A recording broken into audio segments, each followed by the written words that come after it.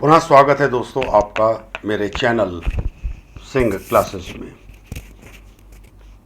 इस चैनल पर आपको वाणिज्य विषय पर नवीनतम व्याख्यान उपलब्ध कराए जाते हैं। इन व्याख्यानों के लिए से लाभान्वित होने के लिए आपसे निवेदन है कि कृपया सब्सक्राइब का बटन जरूर दबाएं और वीडियो कैसा लगा इसके बारे में कमेंट जरूर करें। आज के इस व्याख्यान में हम लोग हानि रक्षा अनुबंध तथा प्रतिभूति अनुबंध पर चर्चा करेंगे। हानि रक्षा अनुबंध धारा 124 धारा 124 के अनुसार हानि रक्षा अनुबंध एक ऐसा अनुबंध है जिसमें एक पक्षकार दूसरे पक्षकार को ऐसी हानि से बचाने का वचन देता है जो उसको स्वयं वचनदाता अथवा किसी अन्य व्यक्ति के आचरण से पहुंचे। मैं फिर से दोहराता हूं, हानि रक्षा अनुबंध एक ऐसा अनुबंध है जिसमें एक पक्षकार दूसरे पक्षकार को ऐसी हानि से बचाने का वचन देता है जो उसको स्वयं वचनदाता अथवा किसी अन्य व्यक्ति के आचरण से पहुंचे। उदाहरण के रूप में मान लीजिए ए बी से एक स्कूटर बेचने का अनुबंध करता है। सी ए से कहता है कि मुझे बी द्वारा निश्चित मूल्य पर स्कूटर बेच दो। यदि बी तुम्हारे विरुद्ध कोई भी वैधानिक कार्यवाही करता है तो उससे उत्पन्न कोई भी हानि की पूर्ति मैं स्वयं करूंगा। यहां ए और सी के मध्य हानि रक्षा अनुबंध है। गौर से फिर से समझिए, बेचने वाला कौन था? ए। ओरिजिनल खरीदार कौन? बी। ये बीच में सी आ गया जो कि ए से क्या कह रहा है कि जिस दाम पर तुम बी को बेच रहे थे उसी दाम पर मुझे बेच दो। अगर बी कोई किसी भी किस्म का कोई न्यायालय में जाके वाद प्रस्तुत करता है या उसकी वजह से कोई आपको क्षति पहुंचती है तो उस क्षति को मैं पूरा करूंगा। क्षति यहां पर कौन पहुंचा रहा है? बी। तीसरा पक्षकार। पूर्ति कौन कर रहा है? सी। ध्यान रखने वाली बात यह है कि हानि रक्षा अनुबंध में सभी प्रकार की हानियां सम्मिलित होंगी। नंबर एक, इसमें एक वैध अनुबंध के सभी लक्षण शामिल होंगे। हानि रक्षा अनुबंध स्पष्ट और गर्भित दोनों हो सकता है, बिल्कुल स्पष्ट और गर्भित। क्षतिपूर्ति किसी भी दशा में वास्तविक हानि से ज्यादा नहीं हो सकती। वास्तविक हानि, अगर नुकसान हुआ है 5,000 का तो क्षतिपूर्ति 10,000 की नहीं होगी। आपको अधिकतम कितने पैसे मिलेंगे? 5,000 रुपए ही प्राप्त होंगे। तो अगर हम बात करें हानि रक्षा अनुबंध की तो एक चीज तो बिल्कुल स्पष्ट हो गई। क्या स्पष्ट हो गया? हानि रक्षा अनुबंध वह अनुबंध हुआ जो आपको संभावित हानियों से बचाने का वादा करता है। यहां पर एक चीज का ध्यान जरूर रखिएगा, हानियों को सीमित भी किया जा सकता है। अगर इतने रुपए तक की हानि होगी तो ही पूर्ति करूंगा, सीमित हो गई। तो हानि रक्षा अनुबंध, इससे मिलता जुलता ही एक अनुबंध कहलाता है प्रतिभूति अनुबंध। प्रायः ही लोग इसमें कंफ्यूजन कर देते हैं कि प्रतिभूति अनुबंध और हानि रक्षा अनुबंध एक ही है। नहीं, प्रतिभूति अनुबंध को धारा 126 के अंतर्गत स्पष्ट किया गया है। प्रतिभूति अनुबंध के अनुसार जब एक व्यक्ति दूसरे व्यक्ति को यह वचन देता है कि तीसरे व्यक्ति के आचरण से उत्पन्न दायित्व को पूरा करेगा। गौर से समझिएगा, हानि रक्षा में हानि कोई भी करे पूर्ति आपको करनी है, यानी कि हानि आप स्वयं भी कर सकते थे, जबकि प्रतिभूति अनुबंध में हानि कोई तीसरा पक्षकार ही करेगा, आप स्वयं नहीं करेंगे। फिर से दोहराता हूं, प्रतिभूति अनुबंध एक ऐसा अनुबंध है जिसमें एक व्यक्ति किसी दूसरे व्यक्ति को यह वचन देता है कि वह तीसरे व्यक्ति के आचरण से उत्पन्न दायित्व को पूरा करेगा।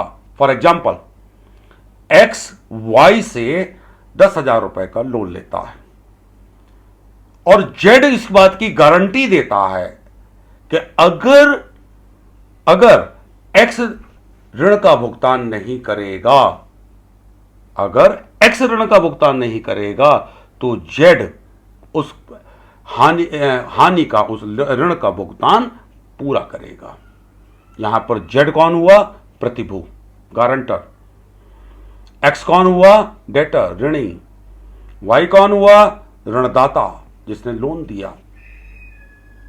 यहां पे गौर करिए, लोन चुकाना किसको है? वाई को। तो हानि कौन कर सकता है? वाई। जेड यहां पर हानि नहीं कर सकता। इस आधार पर अगर देखा जाए तो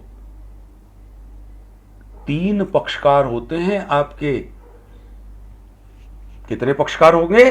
3 पक्षकार होंगे कॉन्ट्रैक्ट ऑफ गारंटी में। नंबर 1, प्रतिभू का, गारंटर की लायबिलिटी सेकेंडरी होगी। जब ओरिजिनल लायबल पर्सन पेमेंट नहीं कर पाएगा तब आपका गारंटर आएगा और उसकी पेमेंट करेगा। और इसके अंदर वैध अनुबंध के सभी आवश्यक लक्षण मौजूद होते हैं। अगर इन दोनों चीजों के हम तुलना करें तो एक चीज बिल्कुल स्पष्ट हो जाती है। हानि रक्षा अनुबंध और क्षतिपूर्ति अनुबंध दोनों देखने में कितने भी समान क्यों ना हो, लेकिन समान है नहीं। पहला अंतर तो आ जाता है पक्षकारों का। क्षतिपूर्ति अनुबंध में 2 पक्षकार हैं, एक वो जो क्षतिपूर्ति कराएगा और एक वो जो क्षतिपूर्ति करेगा।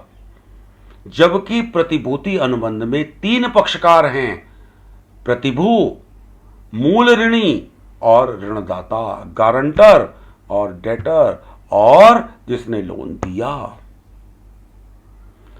क्षतिपूर्ति के अनुबंध में प्रस्तावक वचन ग्रहीता को एक ऐसी क्षति से बचाने का वचन देता है जो उसको प्रस्तावक या अन्य किसी दूसरे व्यक्ति के आचरण से पहुंचती है। ध्यान से समझिएगा, क्षतिपूर्ति के अनुबंध में प्रस्तावक वचन ग्रहीता को एक ऐसी क्षति से बचाने का वचन देता है जो उसको प्रस्तावक या अन्य किसी दूसरे व्यक्ति के आचरण से पहुंचे। जबकि क्षतिपूर्ति प्रतिभूति अनुबंध के अंतर्गत यह क्षति तीसरा पक्षकार ही पहुंचा सकता है। उसकी रिलायबिलिटी सेकेंडरी होती है और केवल थर्ड पार्टी की ही लॉस करने की दशा में, क्षति पहुंचाने की दशा में ही ऑकर करती है, उत्पन्न होती है। क्षतिपूर्ति अनुबंध के अंतर्गत प्रतिभूति अनुबंध सम्मिलित नहीं हो सकता, लेकिन प्रतिभूति अनुबंध के अंतर्गत क्षतिपूर्ति अनुबंध शामिल है। क्यों? क्योंकि उसका क्षेत्र बड़ा है। गारंटर में, कॉन्ट्रैक्ट ऑफ गारंटी के अंदर, गारंटर उस भुगतान का दायित्व लेता है जो अभी भुगतान किया जाना है, और इस प्रकार से ऋणी की वो सहायता करता है, हेल्प कर रहा होता है। जबकि क्षतिपूर्ति के अंतर्गत आप भावी संभावित क्षति के विरुद्ध सुरक्षा, जबकि आप एक भावी सुरक्षा प्राप्त करते हैं। क्लेम अगेंस्ट द डिफॉल्टर बहुत आवश्यक। क्षतिपूर्ति अनुबंध में प्रस्तावक तीसरे पक्षकार पर दावा प्रस्तुत नहीं कर सकता, जबकि प्रतिभूति अनुबंध में जमानतदार ऋणी पर अपने नाम से वाद प्रस्तुत कर सकता है। अर्थात जैसे ही गारंटर भुगतान कर देगा, उसके पास मूल ऋणी के विरुद्ध वो सारे अधिकार प्राप्त हो जाएंगे जो कि किसी जो ऋणदाता के पास, मूल ऋणदाता के पास थे। रिकवरी कर सकता है, उसकी प्रॉपर्टी सीज कर सकता है, उसके ऊपर मुकदमा कर सकता है, ये सारे अधिकार उसको प्राप्त हो जाएंगे। ये कुछ पॉइंट थे जिनके आधार पर हम हानि रक्षा अनुबंध और क्षतिपूर्ति अनुबंध को अंतर कर सकते हैं। अब सवाल पैदा होता है, राइट्स ऑफ श्योरिटी, गारंटर के अधिकार क्या क्या हैं। गारंटर के अधिकारों को मुख्य रूप से 3 भागों में बांटा जा सकता है। पहला, मूल ऋणी के विरुद्ध अधिकार, दूसरा ऋणदाता के विरुद्ध अधिकार, और तीसरा सह प्रतिभुओं के विरुद्ध अधिकार। कौन कौन से 3 मैं दोबारा आपके सामने डिस्कस करता हूं। मूल ऋणी के विरुद्ध अधिकार, ऋणदाता के विरुद्ध अधिकार और सह प्रतिभुओं के विरुद्ध अधिकार। मूल ऋणी के विरुद्ध क्या अधिकार प्राप्त होगा? ऋणदाता के सभी अधिकारों की प्राप्ति उसे धारा 140 के अंतर्गत प्राप्त हो जाएगी। जैसे ही प्रतिभु मूल ऋणी के त्रुटि करने पर समस्त ऋणों को चुकता कर देता है, उसको ऋणदाता के सारे अधिकार प्राप्त हो जाते हैं ऑटोमेटिकली। उसके लिए कुछ करना नहीं है। इसके साथ साथ उसे समस्त धन प्राप्त करने का अधिकार भी प्राप्त हो जाता है। मूल ऋणी के त्रुटि करने पर प्रतिभु ऋणी से वह समस्त धन प्राप्त करने का अधिकारी हो जाता है जो उसने उचित रूप से गारंटी के लिए चुकाए हैं। उचित रूप से, ऐसा नहीं कि भाई कुछ भी दे दिया, अरे ठीक है वसूली तो हम कर लेंगे, नहीं, उचित रूप से। राइट्स अगेंस्ट द क्रेडिटर, ऋणदाता के विरुद्ध अधिकार, वो क्या मिल जाएंगे? प्रतिभूति वापस प्राप्त करने का अधिकार। यदि मूल ऋणी ने मूल ऋणदाता के पास, ओरिजिनल लोन गिवर के पास कोई सिक्योरिटी रखवाई है, तो जैसे ही गारंटर पेमेंट कर देगा, वह सारी सिक्योरिटी उसको प्राप्त हो जाएगी और उस सिक्योरिटी के बदले में उसे कुछ देना नहीं है, क्योंकि उसने तो पूरा भुगतान कर दिया है। जैसे ही पूरा भुगतान करेगा, जो भी सिक्योरिटी रखी है उसको वापस प्राप्त हो जाएगी। प्रतिभूति की सीमा तक उसे मुक्ति मिल जाएगी। यदि ऋण लेने वाले व्यक्ति से ऐसी प्रतिभूति खो जाए, नष्ट हो जाए, तो वह उतनी सीमा तक अपने लोन के दायित्व से मुक्त हो जाएगा। जैसे उदाहरण के रूप में मान लीजिए 10,000 रुपए का ऋण लिया गया, जिसकी गारंटी के लिए एक स्कूटर जिसकी कीमत 8,000 रुपए थी, वो एज ए गारंटी रख दी गई।